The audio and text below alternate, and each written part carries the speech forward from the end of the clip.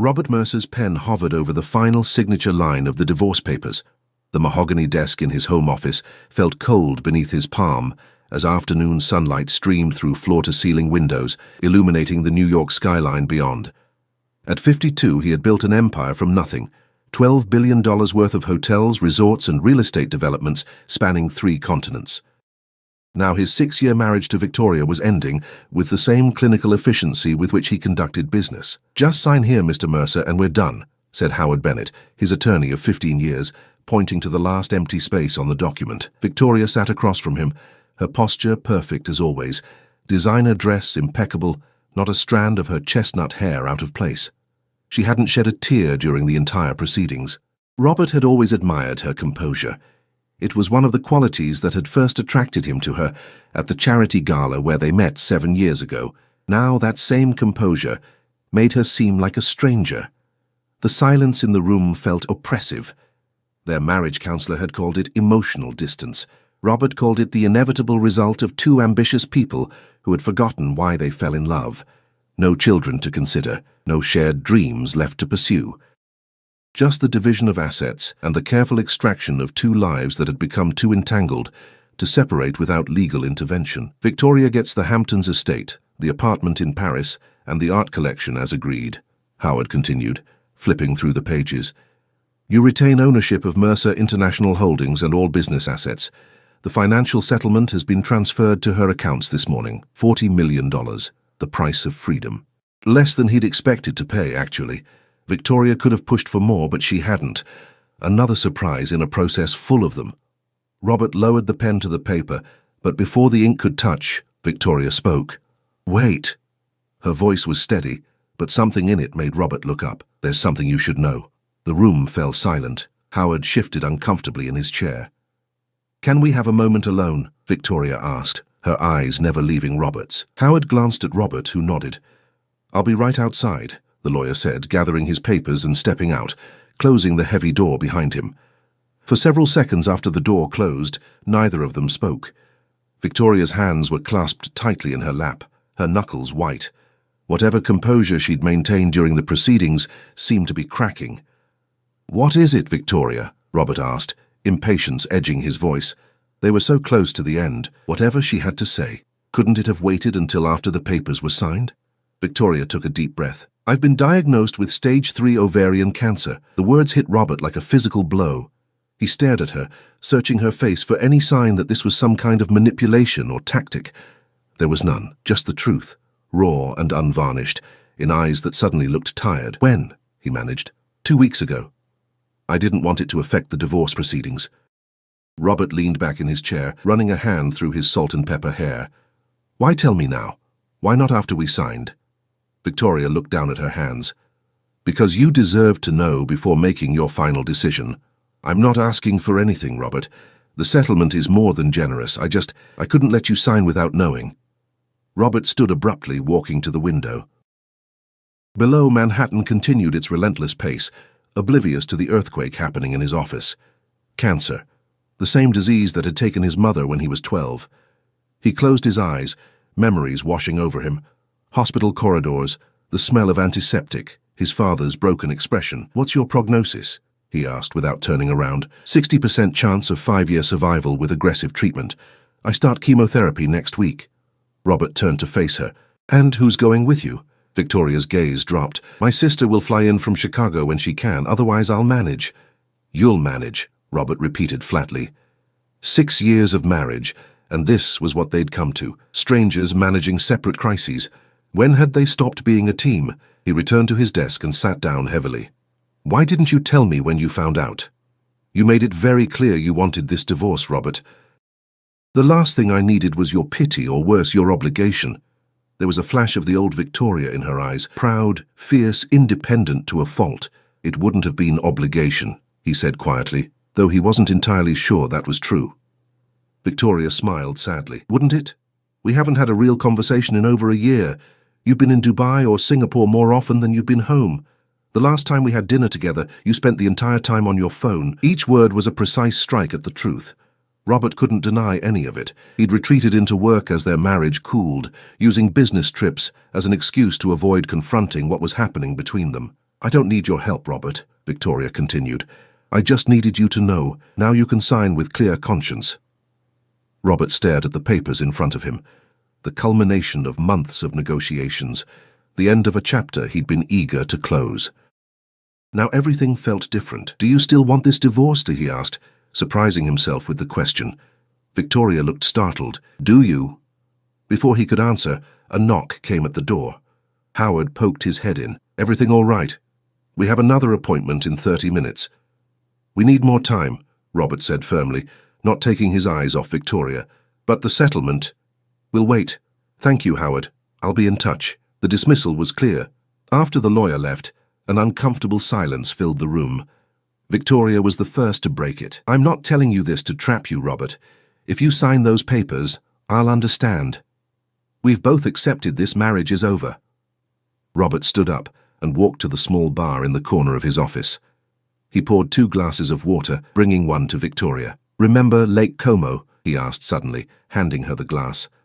A flicker of surprise crossed her face. "Our honeymoon. You wanted to rent a boat, but I was on calls all morning with the Tokyo office." He sat on the edge of his desk, closer to her now.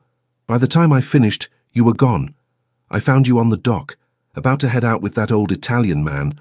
What was his name?" "Giuseppe," Victoria said softly. "He taught me to fish. I was furious that you'd gone off with a stranger." Robert smiled at the memory. "But when you came back, sunburned and smelling like fish, with that huge smile on your face, that was the happiest I'd seen you." Victoria's eyes glistened. "Why are you bringing this up now?" "Because I think that's when it started to go wrong. I should have been on that boat with you." Victoria set her glass down carefully. "We can't change the past, Robert." "No," he agreed, "but maybe the future isn't set in stone either." Before she could respond, Robert's assistant buzzed on the intercom. "Mr. Mercer, your 4 o'clock call with the Shanghai investors is waiting." Robert reached over and pressed the button. "Reschedule it, Diane. In fact, clear my calendar for the rest of the week." Victoria looked at him with confusion. "What are you doing?" Robert picked up the divorce papers and placed them in his desk drawer. "I don't know yet, but I think we both deserve more time before we make this final." "Robert, I don't want your pity." "It's not pity, Victoria. It's—" He paused, searching for the right words. "It's a recognition that maybe we gave up too easily. Maybe there's still something worth fighting for." Victoria stood, smoothing her dress. "You don't have to do this. My health isn't your responsibility." "No," Robert agreed, walking toward her. "But maybe you still are." 3 days after the postponed divorce signing, Victoria stood in her walk-in closet, methodically packing clothes for her stay at the Memorial Sloan Kettering Cancer Center. Her first round of chemotherapy was scheduled for tomorrow morning. She folded a comfortable cashmere sweater, hands trembling slightly, whether from anxiety or the medication her oncologist had prescribed. She couldn't be sure. The penthouse apartment felt unnervingly quiet. Since purchasing it 2 years ago as their Manhattan residence, it had rarely contained both her and Robert simultaneously for more than a few days at a time. Now, with her imminent hospital stay, the space felt even emptier. Victoria paused, catching her reflection in the full-length mirror. She looked thinner already, though the weight loss had begun before the diagnosis. Dark circles shadowed her eyes despite her careful application of concealer. She'd always taken pride in her appearance, a requirement in New York's high society circles and as Robert Mercer's wife. Soon, the chemo would strip away that control too. The doorbell rang, startling her from her thoughts. Probably the delivery of her prescriptions. She made her way through the spacious living room with its panoramic views of Central Park, a space designed more for impressing guests than for comfort. When she opened the door, Robert stood there, not the pharmacy courier she'd expected. "Robert, what are you doing here?" He wore casual clothes, jeans and a light sweater, a stark contrast to his usual custom suits.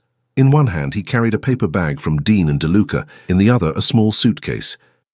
"I thought you might need help packing," he said, stepping inside without waiting for an invitation. After all, the apartment was still legally his too.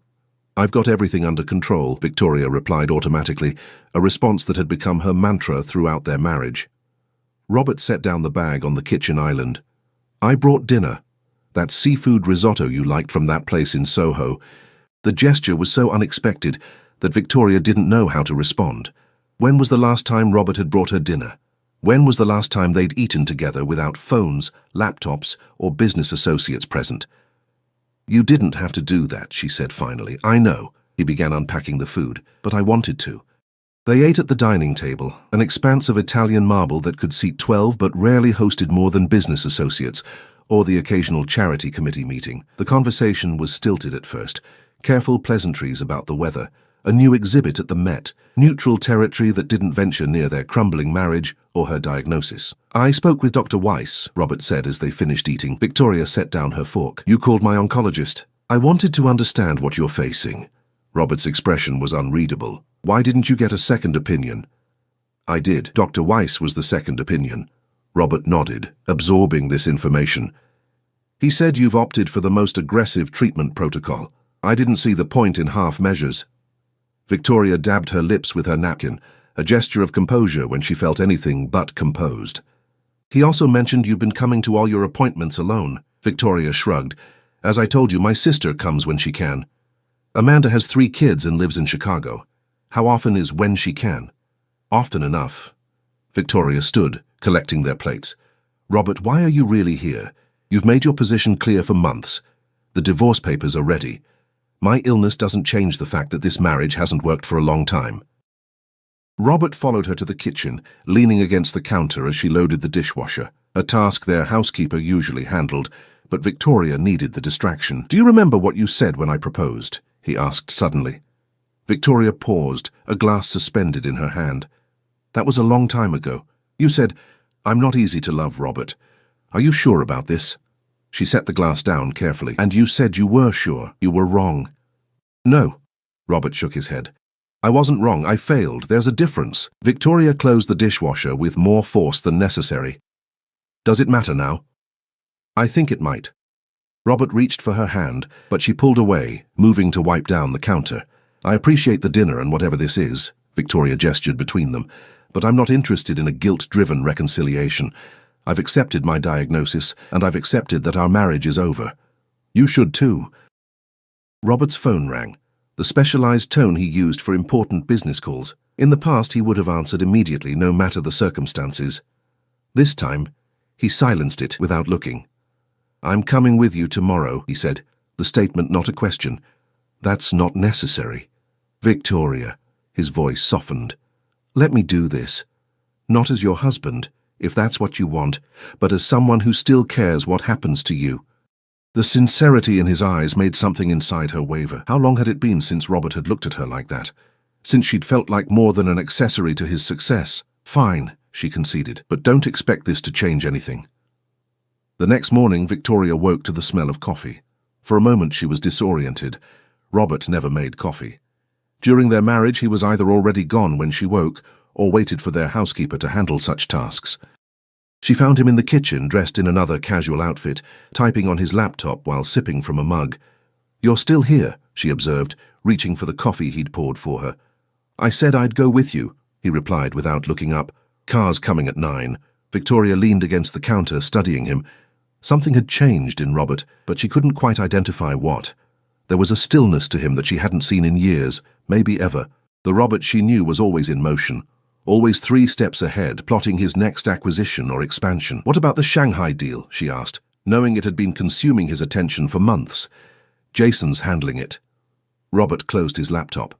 I've delegated most of my immediate responsibilities. Victoria raised an eyebrow. You? Delegated? A hint of a smile crossed his face. Contrary to popular belief, I do know how. Since when? Since my wife told me she has cancer. The bluntness of his statement hung in the air between them. Wife, not soon-to-be ex-wife. The distinction wasn't lost on Victoria. I'm not using this as a manipulation tactic, Robert. I know that. He stood, moving closer to her. But it's made me realize something. What's that? That I've been running from things my entire life. Building this empire was just the biggest distraction of all. Victoria set down her mug. That's quite an epiphany to have overnight. It wasn't overnight. It's been coming for a while, he paused. Finding out about your diagnosis just crystallized things. Before she could respond, her phone chimed with a calendar reminder. It was time to prepare for the hospital. At the cancer center, Victoria was struck by how Robert seemed to transform. Gone was the intimidating billionaire who commanded rooms with his presence. Here he was attentive, asking thoughtful questions of the medical staff. taking notes on his phone and, most surprisingly, holding her hand as the oncology nurse explained the procedure.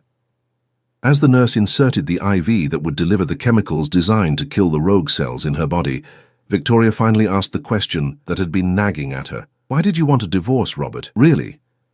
He looked startled by the directness of her question. For a moment, she thought he might offer the same platitudes they'd exchanged during counseling, growing apart, different priorities, the natural evolution of relationships. Instead, he squeezed her hand and said, "I was afraid." "Of what?" "Of failing you, of not being what you needed." He looked down at their intertwined fingers. "The more successful I became, the more I felt like a fraud. Like someday you'd realize I wasn't worth the sacrifices you made to be with me." Victoria stared at him in disbelief. "That's absurd. You're Robert Mercer." "Exactly, I'm Robert Mercer, the billionaire, the CEO, the deal maker. But who am I to you? Who am I when all that's stripped away?" 4 weeks into Victoria's treatment, their routine had settled into an unexpected rhythm. Robert had moved back into the penthouse, sleeping in the guest room. On chemo days, he accompanied her to the hospital, laptop in hand but rarely opened. On her better days, they took short walks in Central Park, her arm linked through his for support rather than affection. Today was not one of her better days. Victoria lay curled on the bathroom floor, the cool tiles a small comfort against her feverish skin. The nausea had woken her at 3 a.m., violent and unrelenting. She'd tried to be quiet, but Robert had appeared in the doorway minutes later, wordlessly filling a glass of water and sitting on the edge of the bathtub, waiting. "For you should go back to sleep," she managed between waves of sickness. "Big meeting tomorrow." "I rescheduled it," he said simply. Victoria wanted to argue but lacked the strength. This new, patient Robert still felt like a stranger, or perhaps a ghost of the man she'd first fallen in love with, before ambition and success had hardened him. When the worst had passed, he helped her back to bed, bringing a fresh washcloth for her forehead and anti-nausea medication. As he turned to leave, she caught his wrist. "Stay," she whispered, "just until I fall asleep." He settled into the armchair beside the bed, a silent sentinel in the darkness. Victoria studied his profile, illuminated faintly by the city lights filtering through the curtains. The lines around his eyes seemed deeper now, his shoulders slightly stooped, subtle changes she might not have noticed if they weren't living in such close proximity again. "Tell me something real," she said, her voice barely audible. Robert was quiet for so long she thought he might not have heard her. Finally, he spoke. "I've been having the dream again, the one about my mother." Victoria knew about the recurring nightmare that had plagued him since childhood, watching helplessly as cancer consumed his mother, his father retreating into work and alcohol, leaving 12-year-old Robert essentially orphaned twice over. "Is it because of my diagnosis?" "Partly." He shifted in the chair. "But I think it's also because I've been realizing how much I've become like my father." The confession hung in the air between them, weighted with years of unspoken pain. "You're nothing like him," Victoria said firmly. "Your father abandoned you when you needed him most. You came back when I needed someone." "Did I?" Robert's laugh held no humor. "Or did I just replace one form of running away with another? Instead of leaving physically, I buried myself in work. The result was the same." Victoria had no answer to that. It was the truth they'd both been circling around for weeks now. "Why did you marry me?" she asked instead. Robert turned to face her fully. "Because you were the first person who saw past all the trappings. You weren't impressed by the money or the power. You challenged me, made me want to be better." "And then?" "And then I forgot what better meant. I started measuring everything in acquisitions and profit margins." He leaned forward, elbows on his knees. "What about you? Why did you marry me?" Victoria closed her eyes, remembering. "Because beneath that ruthless businessman exterior, I saw someone who secretly wanted to create beautiful things. Someone who got more excited about the design of a new hotel than its projected revenue. I thought we'd build something meaningful together." "We still could," Robert said quietly. Before Victoria could respond, exhaustion pulled her under, the conversation fading into troubled dreams. The next morning, Victoria woke to find a bouquet of fresh peonies, her favorite, on the nightstand and a note. Meeting couldn't be rescheduled after all. Back by dinner. She was simultaneously relieved and disappointed. These past weeks of forced proximity had created a strange limbo, neither married nor divorced, neither strangers nor truly reconciled. Every conversation felt like navigating a minefield of unresolved issues and fresh vulnerabilities. Feeling slightly stronger, Victoria showered and dressed, determined to reclaim some normalcy. Her phone chimed with a text from her sister. "Call me when you can, important," Amanda answered on the first ring. "How are you feeling today?" "Better than yesterday," Victoria replied, settling onto the living room sofa. "What's so important?" There was a pause on the line. "I ran into Patricia Winters at a fundraiser last night." Victoria tensed. Patricia was the wife of James Winters, one of Robert's oldest friends and business associates. "And?" "She mentioned seeing Robert having dinner with Lauren Sullivan 2 weeks ago at 11 Madison Park." The name sent an electric jolt through Victoria. Lauren Sullivan, the brilliant young architect Robert had hired to design his latest hotel project in Miami. Victoria had met her exactly once at a company event 6 months ago, and had immediately noted the way the woman looked at her husband, with admiration that bordered on something more intimate. It was probably business, Victoria said automatically, even as doubt crept in. 2 weeks ago would have been during one of her hospital stays, when Robert had claimed to be working late. Patricia said they looked close. "I'm sorry, Vic. I thought you should know." After hanging up, Victoria sat motionless, staring out at the Manhattan skyline. Why did this information hurt so much? They had been on the verge of divorce. She had no claim on Robert's fidelity anymore, had effectively relinquished it when they both agreed their marriage was over. Yet the thought of him with Lauren, young, healthy, vibrant Lauren, while she withered away from chemo, was a special kind of torture. Victoria's phone buzzed again. A text from Robert. "Running late. Don't wait up." Something inside her hardened.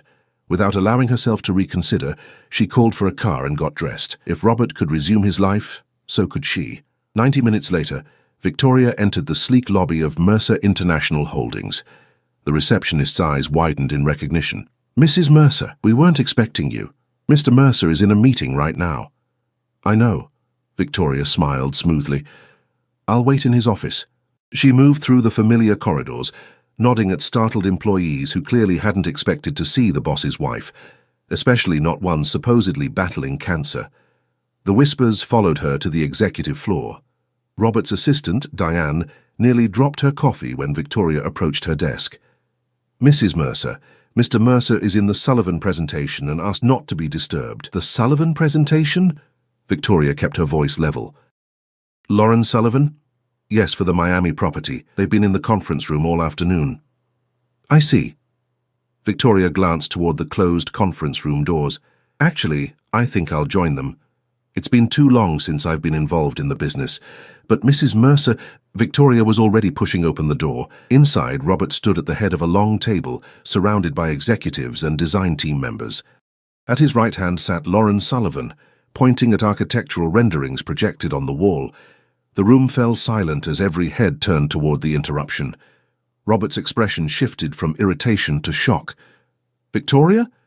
Is everything all right?" He moved toward her immediately, concern evident in his face. "Everything's fine," she said, her gaze flicking to Lauren, who had the grace to look uncomfortable.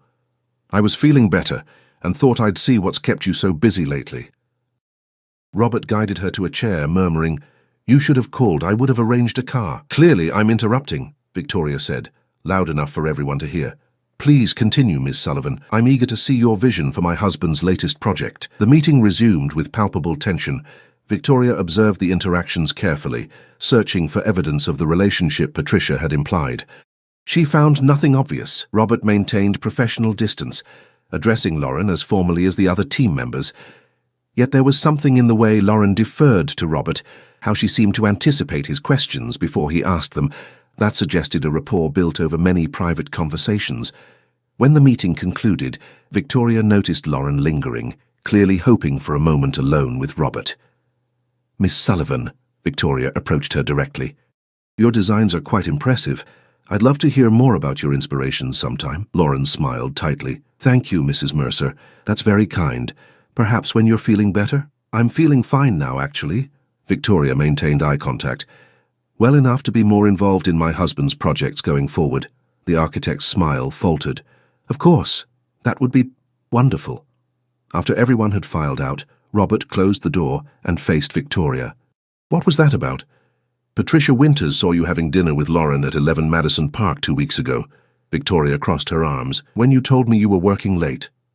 Robert's expression remained neutral. James was there too. It was a business dinner. Patricia didn't mention James. Because he arrived late. Robert sighed, running a hand through his hair. Victoria, whatever you're thinking. I don't know what to think anymore, she interrupted. We're in this strange purgatory, Robert. Not married, not divorced. You're playing the devoted husband during my treatment, but are you? Really? The hurt in her voice was more revealing than she'd intended. Robert moved closer, his expression softening. Victoria, there is nothing between me and Lauren Sullivan or anyone else. He reached for her hands, and this time she didn't pull away. These past weeks with you, they've reminded me of what matters. Who matters? She wanted to believe him.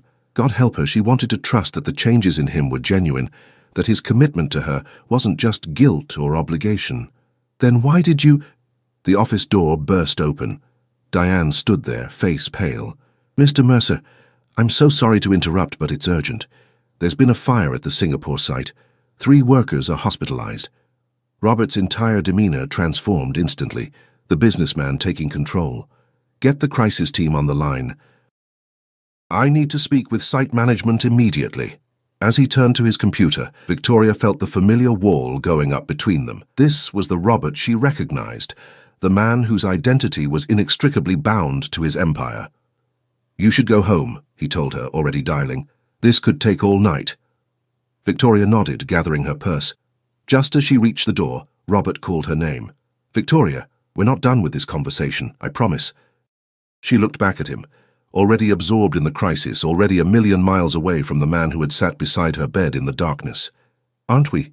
She asked quietly, and closed the door behind her.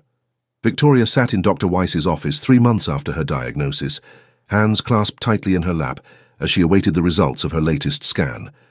The past 12 weeks had been a blur of treatments, side effects, and a bewildering emotional roller coaster with Robert. After the confrontation in his office, they'd settled into an uneasy truce. Robert had moved back to their Hamptons estate, visiting regularly but maintaining a careful distance.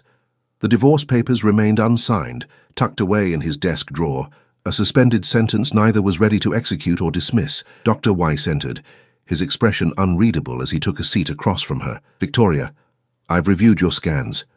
Victoria held her breath. Beside her, Amanda squeezed her hand. Robert had wanted to be here, but Victoria had asked him to stay away. This moment felt too personal, too raw to share with someone whose place in her life remained undefined. The treatment has been remarkably effective, Dr. Weiss continued. The tumors have reduced by over 60%, which is better than we anticipated at this stage. Relief flooded through her, though she maintained her composure. What's the next step? We'll continue with the current protocol for another 6 weeks, then reassess.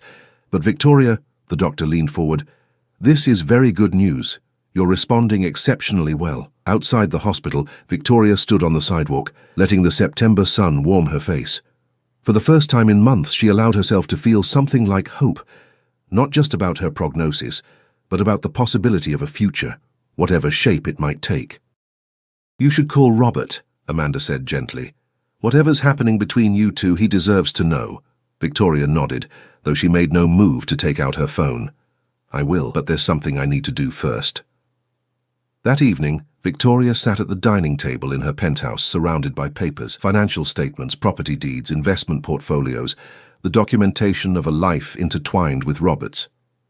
Their prenuptial agreement had been straightforward, designed to protect his business interests, while ensuring she would be well provided for. But Victoria wasn't interested in what she was entitled to take. She was focused on what she wanted to give back. The doorbell rang at precisely 7. Robert was nothing if not punctual. When she opened the door, he stood there with a bouquet of white peonies, her favorite, and an expression of cautious hope. Amanda called me, he said by way of greeting. She said your news was good. Victoria accepted the flowers with a nod. Better than expected. Come in. Robert followed her into the apartment, stopping short when he saw the dining table covered in documents. What's all this? Sit down, she said, gesturing to a chair. We need to talk. Robert's face tightened. Are those the divorce papers? No. Victoria took a seat across from him. These are my proposed amendments to our prenuptial agreement. Confusion crossed his features as he cautiously sat down. Amendments. Victoria, if this is about money, it's not about money. Not in the way you think. She pushed a document toward him. I want to relinquish my claim to the Hamptons estate and the Paris apartment. Robert stared at the paper, then back at her. Why would you do that? Because I've realized something during these past months. Victoria's voice was steady, her gaze direct. I don't want any part of your life that I haven't truly earned. Victoria, everything we have, we built together. Did we? She cut him off. When was the last time you asked for my opinion on a business decision? When did we last collaborate on anything meaningful?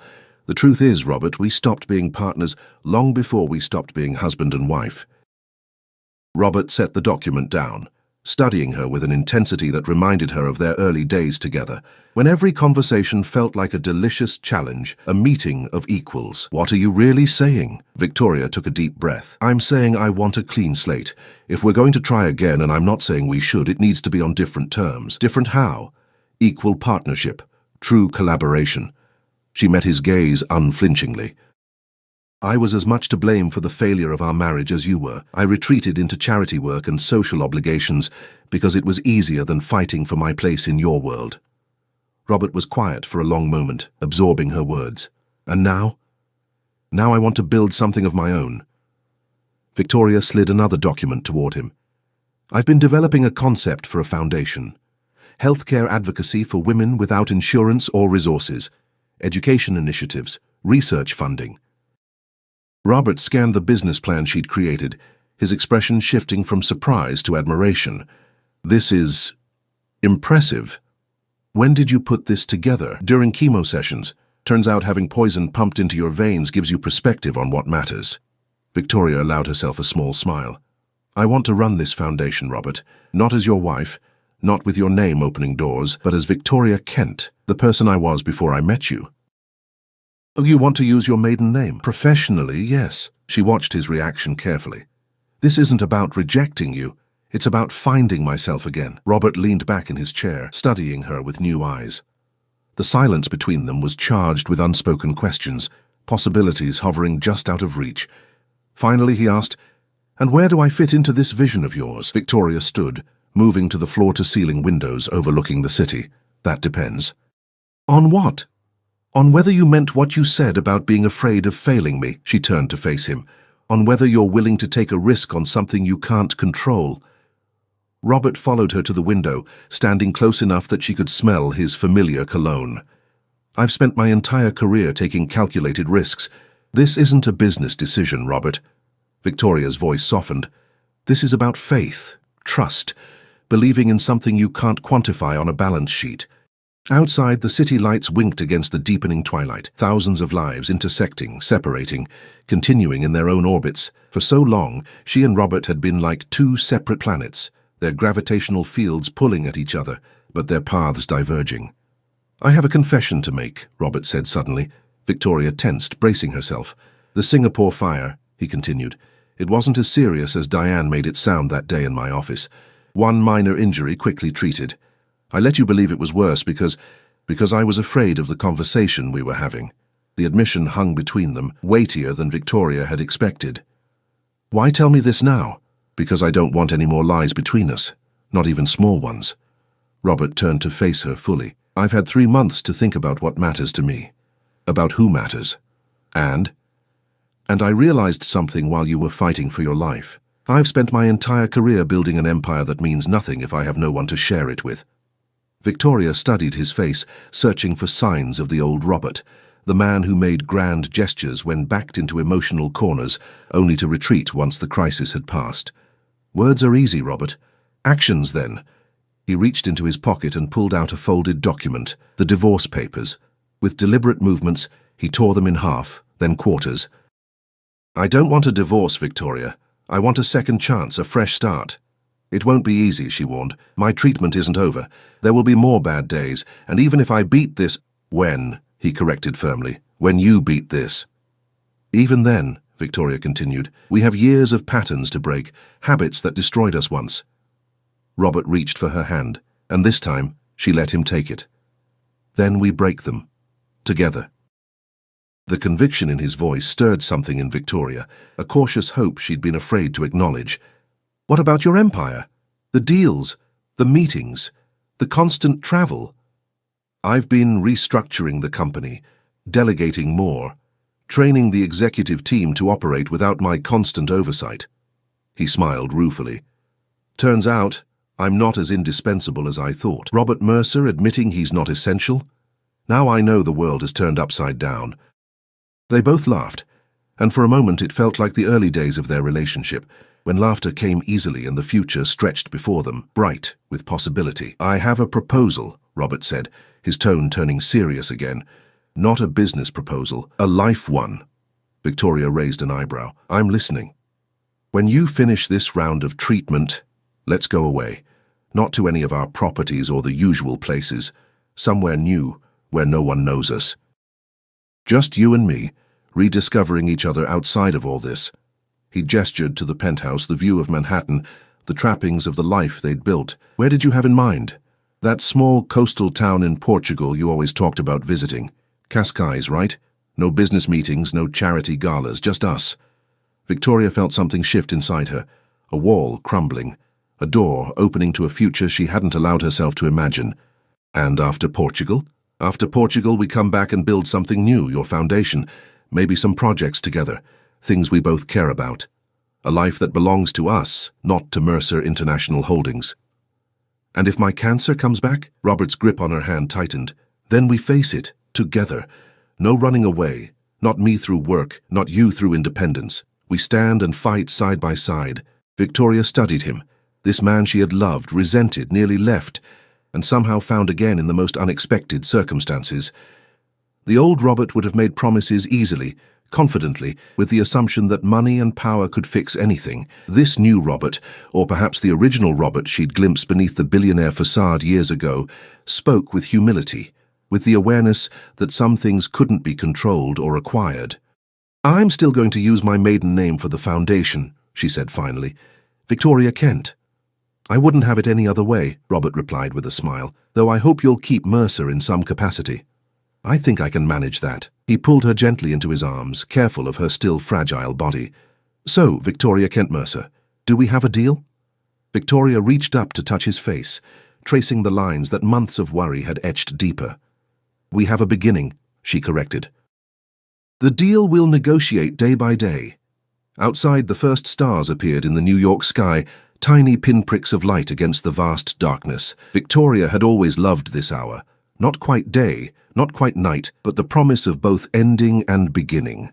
As Robert's lips met hers in a kiss that felt both familiar and entirely new, she allowed herself to believe in that promise again. 6 months later, Victoria stood on the balcony of a small villa overlooking the Atlantic Ocean. The Portuguese coast stretched before her, wild and beautiful in the morning light. Behind her, the bedroom door opened as Robert emerged, carrying 2 cups of coffee. The doctor called, he said, handing her one of the mugs. Your latest tests came back clear. Victoria smiled, breathing in the salt air. Does that surprise you? Not at all. He wrapped an arm around her waist, pulling her close. You're the strongest person I know. They stood in comfortable silence, watching fishing boats return to the harbour below. The past half-year had brought challenges they'd faced together, the completion of Victoria's treatment, the launch of her foundation, Robert's careful withdrawal from the day-to-day operations of his company. The real estate agent called about that property we looked at, Robert said, sipping his coffee, the one with the olive grove. And? It's ours if we want it. Victoria leaned her head against his shoulder. A home in Portugal, that wasn't on either of our 5-year plans. The best things rarely are, Robert replied, pressing a kiss to her temple.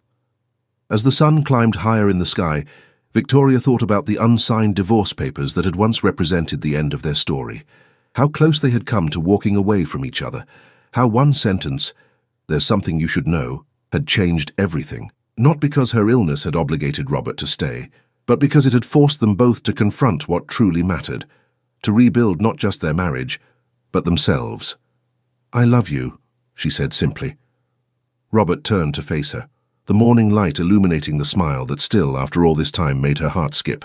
I love you too. Always have. Even when you wanted a divorce, she teased. Especially then. His expression grew serious. I wanted you to be free of me because I thought that's what would make you happy. I was wrong. We both were." Victoria set down her coffee cup and wrapped both arms around him. "But we got a second chance to get it right." As Robert's lips met hers, Victoria closed her eyes, surrendering to the moment, to the miracle of finding love again when she'd thought it lost forever. Not the fairy tale romance of their early days, but something stronger, truer. Tested by fire and forged anew, a love worth fighting for, a life built together brick by careful brick on the foundation of who they truly were, not billionaire and socialite, but Robert and Victoria. Two people who had nearly lost everything before discovering that what they needed most had been there all along.